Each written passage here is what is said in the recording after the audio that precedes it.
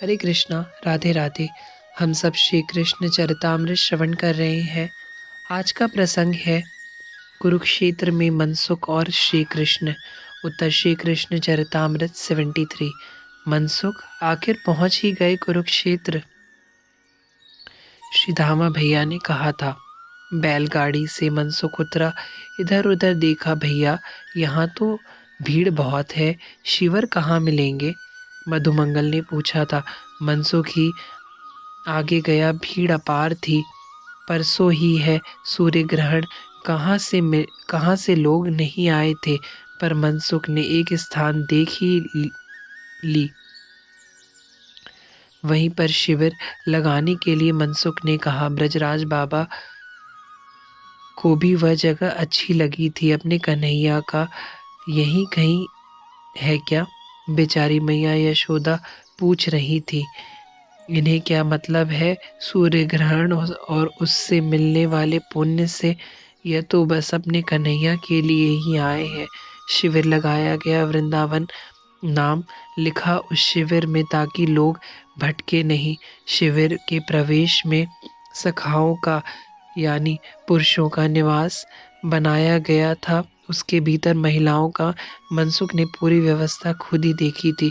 रात तक में शिविर लग गया। कन्हैया का शिविर कहाँ है? खोजता हुआ रात में ही निकल गया था मनसुख। इसे नींद आएगी, कन्हैया आया है यहाँ से यहाँ, यह जानकर जो लोग मिलते उन्हीं से पूछने लगता। अब कन्हैया का यह नाम ब्रज से बाहर कौन जानता है? पर यह मनसुख था। रात भर पूरे कुरुक्षेत्र में घूमता रहा, पर उस समय वह उछल पड़ा था खुशी से जब उसने एक जगह पढ़ा, द्वारिका शिविर।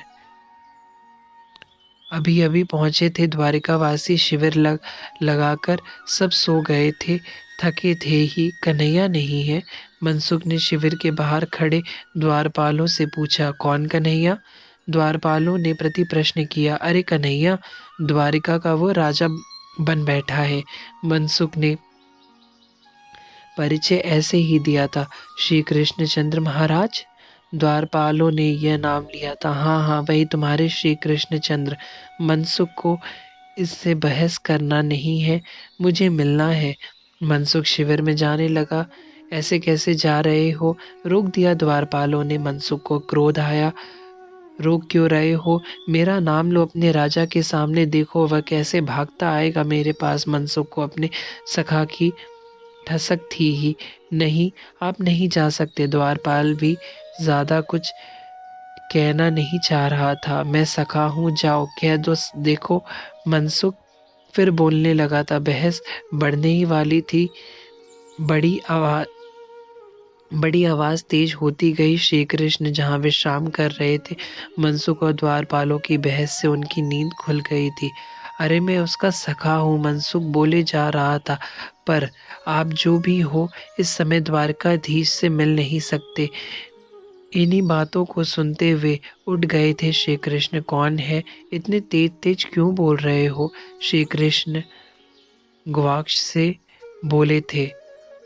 हम नहीं नाथ, यह कोई उपद्रवी है, इसी ने आपकी नींद में विघ्न डाली। हम तो इससे मना कर रहे थे, पर यह मान नहीं रहा।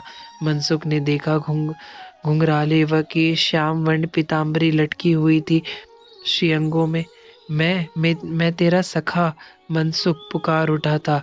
प्रकाश बहुत मध्यम था। श्री कृष्ण ने ध्यान से देखने की कोशिश की, पर कौन? मैंने पहचाना नहीं। श्री कृष्ण ने जब ये कहा,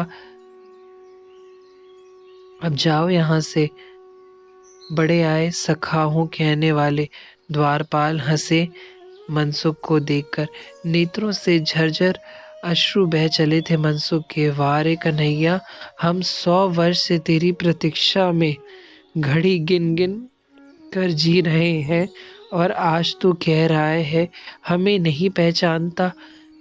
कोई बात नहीं, मत पहचान। तू बहुत बड़ा राजा हो गया है ना? पर भूल गया, माखन हमने ही तुझे खिलाया था चोरी करके। मनसुख जाने लगा। सुन लाला, मैया और बाबा से तो मिल लियो। मनसुख ने इतना अवश्य कहा और श्री कृष्ण ने ध्यान से देखा। सिर में पगड़ी बांधे हुए गौर वर्ण, मस्तक में उद्रपुंड, पीला केसर का चंदन, कंठ में तुलसी की दुलरी माला, पीले वस्त्र। देखते ही श्री कृष्ण ऊपर से चिल्ला उठे, मनसुख मनसुख लौट रहा है। श्री कृष्ण अपने शिविर से दौड़े। रानियों ने देखा, तभी तभी तो पहुंच ही थे, वहां चल दिए, विश्राम भी नहीं। रुक्मणी आदियों ने देखा तो मनसुख पकड़ लिया था श्री कृष्ण ने अपने इस सखा को, और उसे देखते हुए हिलकियों से रो पड़े थे। कैसा है तू? मनसुख के आनंद का ठिकाना नहीं था। वह गले से लगा लेता है अपने कन्हैया को। दोनों सखा आज 100 वर्ष के बाद जो मिल रहे थे। हरे कृष्णा, राधे राधे।